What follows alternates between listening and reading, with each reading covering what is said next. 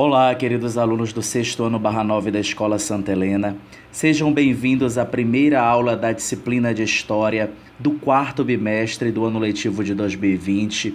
E nessa nossa primeira aula do 4º bimestre, nós iremos abordar o tema A Crise do Império Romano. Faremos aí diversas referências sobre os principais acontecimentos que marcaram o processo de crise do Império Romano ao longo do tempo e os fatores que contribuíram para tal crise. Sejam muito bem-vindos à nossa primeira aula do 4º bimestre.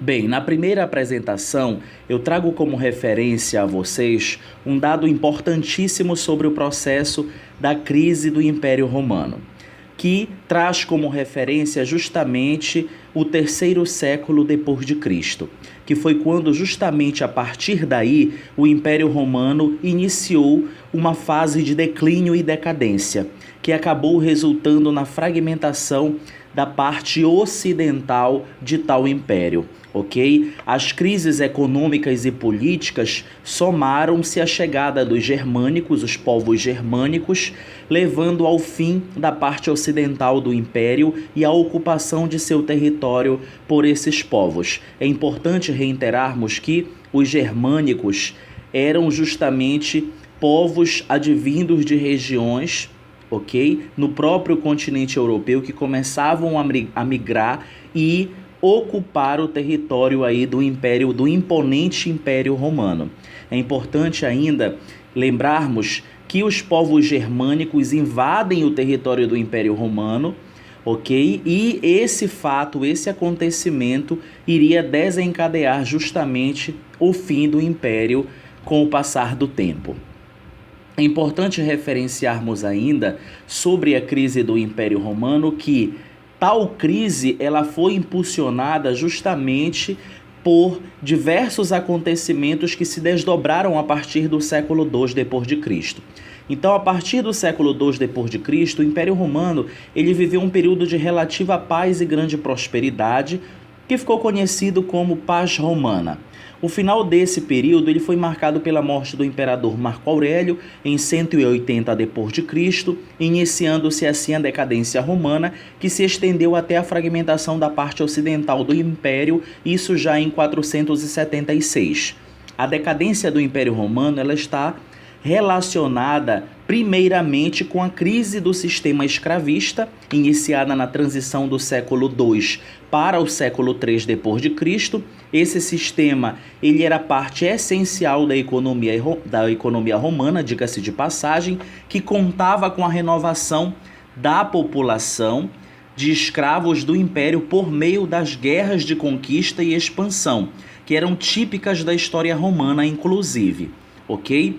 Então, a partir daí, nós temos o seguinte contexto, que essas guerras de conquista, elas não aconteciam desde o século II d.C., com a última grande vitória romana contra os dácios em 106 d.C., durante a batalha de Sarmizegetusa, ok? E após essa posse de parte da Dácia, os romanos eles não realizaram novas conquistas e com isso a obtenção de novos escravos ela foi interrompida, né, de forma ali bem abrupta, diga-se de passagem, e esse sistema escravocrata ele acaba comprometendo de forma direta o processo produtivo e o fluxo, né, social instituído no território do Império Romano, o fluxo social, até mesmo político, instituído pelos imperadores e econômico efetivamente. Com a diminuição na quantidade de escravos e como não havia a renovação natural dessa população, a disponibilidade dessa mão de obra no Império ela começou a diminuir. Assim, esse processo ele acabou afetando a economia romana e causou a diminuição de sua produtividade, provocando, consequentemente, um aumento no custo de vida em todo o império. além da crise do sistema escravista, é importante nós frisarmos do sistema escravista e da economia, nós também precisamos frisar a crise política, que também contribuiu para o enfraquecimento de tal império. Esse período na história romana, entre os séculos 3 e 5, ele foi marcado por uma intensa disputa pelo poder, diga-se de passagem, com conspirações sendo realizadas contra os imperadores, o que gerava uma instabilidade que enfraquecia a administração romana de forma veemente, de forma bem direta. Essa crise política, inclusive, ela estava relacionada principalmente com o fortalecimento da figura do imperador, com a profissionalização do exército romano, com a continuidade do poder em Roma. Como essa continuidade, na verdade, ela estava interrompida de forma bem clara, bem óbvia, não acontecia necessariamente a partir da hereditariedade, e sim pela influência. Os generais, muitas vezes, eles conspiravam para garantir uma posição de poder nessa região do Império Romano e, consequentemente, fortalecer as suas relações e os seus vínculos sociais, políticos, econômicos e até mesmo culturais nessa região. Então, por fim, nós temos aí o crescimento do cristianismo, que foi um dos fatores importantíssimos de grande relevância para o agravamento dessa crise instituída no Império Romano, uma vez que o avanço dessa religião ela acabou provocando o enfraquecimento da figura do imperador, né? Uma figura importantíssima e imponente na região do Império Romano, já que os cristãos não aceitavam prestar-lhe culto religioso, como era de costume na época. Além disso, os cristãos eles eram contrários à escravidão, né? E o crescimento dessa religião contribuiu para enfraquecer ainda mais uma instituição já debilitada e que iria resultar, consequentemente, no processo aí, né, de funcionamento de todo o sistema, até mesmo de proteção das fronteiras do território do Império Romano. Na segunda apresentação, como vocês podem observar, nós temos uma iconografia, uma imagem que faz referência justamente a esses conflitos que acabam se desdobrando no território do Império Romano, entre povos germânicos e os romanos, inclusive, né? E essa iconografia ela faz referência a essas lutas que foram travadas na região do Império Romano, né? E que contribuíram para que a crise no Império ela se instituísse com muita força e que acabasse chegando aí ao processo de decadência até mesmo do Império Romano. Ok? É importante nós frisarmos ainda, quando discutimos essa questão do Império Romano, que essas migrações germânicas, elas vão ocorrendo de diversas maneiras, na verdade, né? Inclusive, fatores foram ampliados com a ação dos povos germânicos, quando eles chegam, né, e vão gradativamente se inserindo no território do Império Romano, especialmente a partir do século II d.C., eles atacavam constantemente as fronteiras do Império Romano. Os germânicos, que constituíam uma variedade de povos, eles habitavam aí justamente as regiões ao norte da Europa, principalmente onde hoje fica a Alemanha, e desde muito já lutavam contra os romanos, ok? Os povos germânicos eles eram chamados pelos romanos de bárbaros, inclusive, né, que é um termo de conotação pejorativa que faz menção ao fato desses povos não possuírem as mesmas práticas e cultura dos romanos.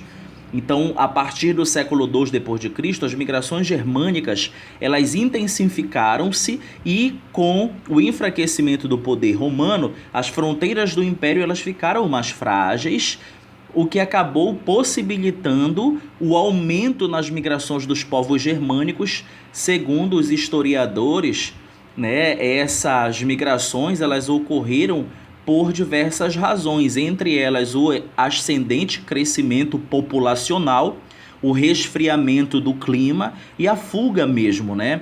Então, esses três fatores principais, o crescimento populacional, o resfriamento do clima e a fuga, foram, segundo os historiadores, foram preponderantes para que esses povos germânicos eles migrassem para essa região do território do Império Romano e fizessem aí a ocupação, diga-se de passagem, dessa região. Então, à medida que o exército romano enfraquecia-se, né, que era fruto, justamente esse enfraquecimento era fruto da crise econômica principalmente, a intensidade dos ataques germânicos ela aumentava.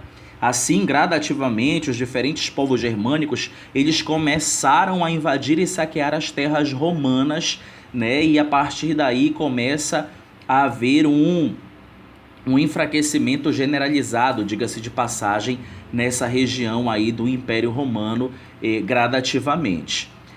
A trajetória do Império Romano também é importante nós frisarmos, a trajetória do Império Romano do Ocidente, né? O Império ele estava dividido em parte ocidental e oriental desde 395. Isso é muito importante que vocês entendam, queridos alunos.